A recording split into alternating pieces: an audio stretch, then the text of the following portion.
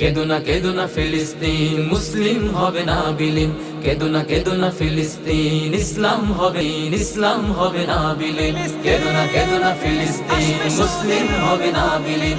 কেদুনা কেদুনা ফিলিস্তিন, ইসলাম হবে না বিলীন। কেদুনা কেদুনা।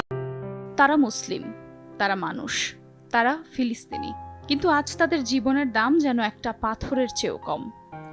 সারা বিশ্ব চুপ, আর জালেমরা একের পর এক জীবন মুছে দিচ্ছে।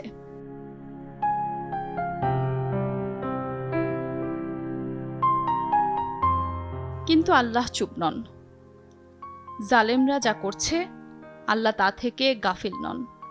তিনি শুধু তাদের এমন একদিনের জন্য সময় দিচ্ছেন যেদিন চক্ষু স্থির হয়ে যাবে। সূরা ইব্রাহিম আয়াত ৪২।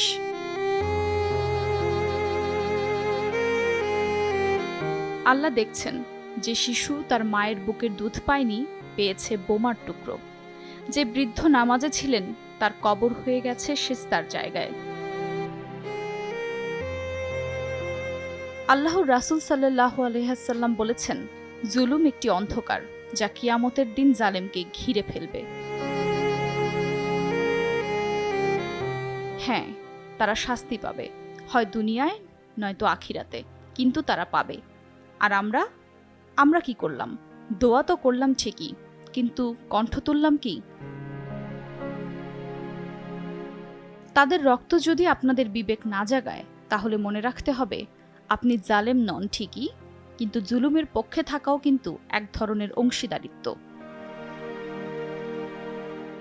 আজ কথা বলতে হবে, প্রতিবাদ করতে হবে, প্রার্থনা করতে হবে তাদের মুক্তির জন্য আর সবার বিবেকের জন্য।